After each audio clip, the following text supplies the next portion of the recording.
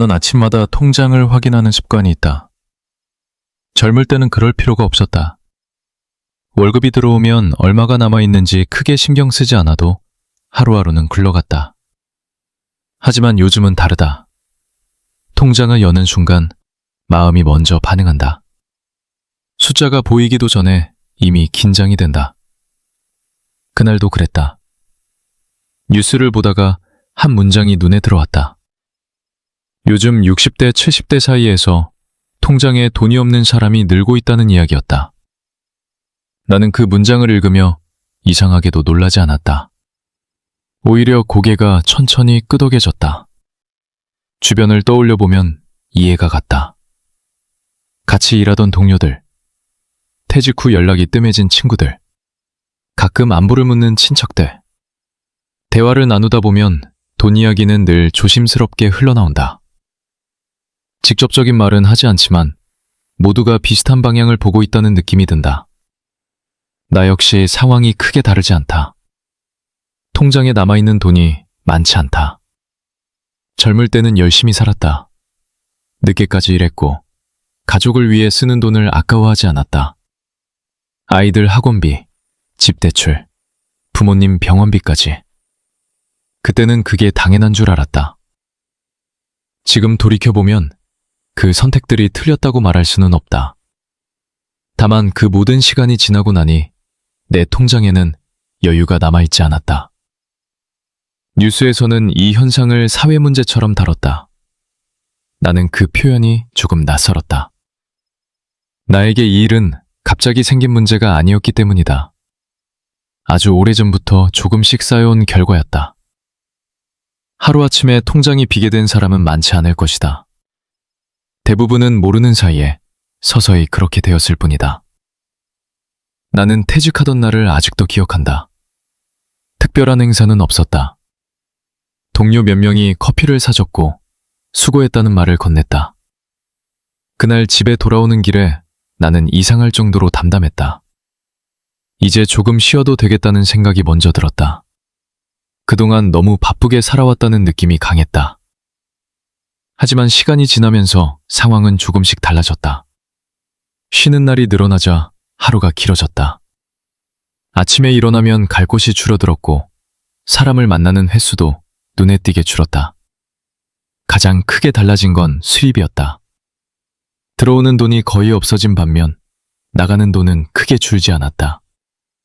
생활비는 생각보다 단단했다. 전기세, 관리비, 통신비, 병원비. 이런 것들은 나이를 먹을수록 줄어들지 않는다. 오히려 더 늘어나는 경우도 많다. 나는 그 사실을 몸으로 느끼기 시작했다. 통장을 확인하는 횟수가 점점 잦아졌다. 지출 하나하나를 다시 계산하게 됐다. 주변 사람들과 대화를 나누다 보면 비슷한 이야기가 자주 나온다. 누구는 퇴직 후 일자리를 구했지만 오래가지 못했고, 누구는 자영업에 도전했다가 손해를 봤다. 겉으로는 다들 괜찮은 척하지만 말끝에는 늘 조심스러움이 묻어난다. 나는 그 분위기가 낯설지 않았다. 나 역시 같은 마음이었기 때문이다. 뉴스에서 말하는 통장에 돈이 없다는 현상은 단순한 숫자의 문제가 아니었다. 그것은 마음의 여유가 사라진다는 뜻이기도 했다. 선택지가 줄어들고 미래를 생각할 때 계산이 먼저 떠오르는 상태. 나는 그 감각을 점점 익숙하게 받아들이고 있었다. 나는 가끔 과거를 돌아본다. 젊었을 때의 선택들을 하나씩 떠올려 본다. 그때 다른 길을 갔더라면 지금 상황이 달라졌을까 생각해 본 적도 있다. 하지만 대부분의 경우 답은 분명하지 않다. 그 시절에 나는 그 나름대로 최선을 다했기 때문이다. 문제는 준비라는 말이었다. 모두가 노후 준비를 말했지만 실제로 그것이 무엇인지 정확히 아는 사람은 많지 않았다. 나 역시 마찬가지였다. 돈을 모아야 한다는 말은 들었지만 매달 빠듯한 생활 속에서 그 말을 실천하기는 쉽지 않았다. 아이들 앞에서 돈 이야기를 꺼내는 것도 조심스러웠다. 부모로서 부족해 보이고 싶지 않았기 때문이다. 시간이 흘러 아이들이 자라고 집안의 큰 지출이 줄어들 즈음에는 이미 나이가 들어 있었다. 새로운 기회를 찾기에는 체력도 마음도 예전 같지 않았다. 나는 그때서야 통장을 다시 바라보게 됐다. 숫자는 솔직했다. 나를 위로하지도 속이지도 않았다. 뉴스에서는 이 현상이 개인의 문제를 넘어 사회적인 현상이라고 말했다. 나는 그 말에 고개를 끄덕였다. 이건 누군가 한 사람의 실패 이야기가 아니었다. 비슷한 시대를 살아온 많은 사람들이 같은 구조 안에서 같은 선택을 했고 비슷한 결과를 마주하고 있었다. 나는 이 이야기를 하며 누구를 탓하고 싶지는 않다. 나 자신을 포함해 대부분은 성실하게 살았다. 다만 성실함만으로는 채워지지 않는 부분이 있다는 사실을 이제야 또렷하게 느끼고 있을 뿐이다. 요즘 나는 소비를 더 조심하게 됐다. 꼭 필요한 것인지 한 번 더 생각하고 당장 쓰지 않아도 되는 돈은 미루려고 한다. 예전 같으면 별 고민 없이 지나갔을 선택들이 이제는 머릿속에서 몇 번씩 반복된다. 이런 변화가 나를 초라하게 만든다고 느끼지는 않는다. 다만 현실을 있는 그대로 받아들이는 과정이라고 생각하려 한다. 주변에서는 믿었지만 지금이라도 관리해야 한다는 말을 한다. 맞는 말이다. 하지만 동시에 그런 말이 부담으로 다가올 때도 있다. 이미 지나온 시간이 적지 않기 때문이다. 나는 요즘 큰 목표를 세우기보다는 하루하루를 안정적으로 보내는 데 집중하고 있다. 뉴스 속 통계와 수치는 차갑게 느껴졌지만 그 안에는 사람들의 이야기가 담겨 있었다. 나와 비슷한 나이, 비슷한 삶을 살아온 사람들이 지금 어떤 하루를 보내고 있을지 떠올려 보게 됐다. 아마도 나처럼 통장을 열어보고 오늘을 계산하며 살아가고 있을 것이다. 이런 상황 속에서도 내가 놓치고 싶지 않은 것이 있다. 완전히 희망을 내려놓지 않는 것이다.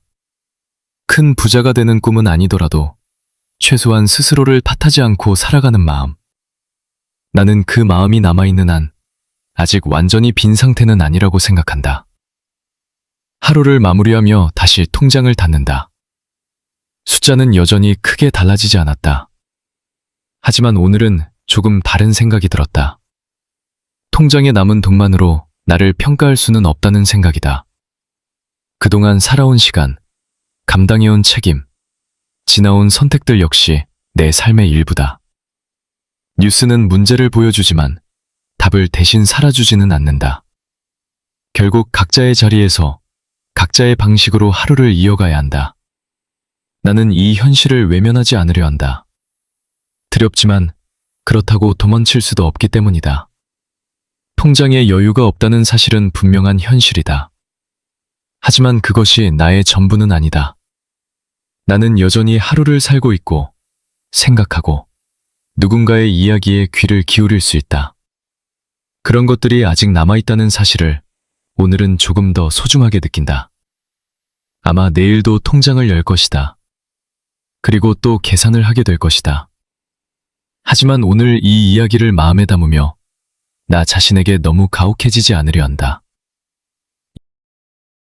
이 시대를 살아온 한 사람으로서 나는 나름대로 여기까지 잘 걸어왔다고 조용히 말해본다.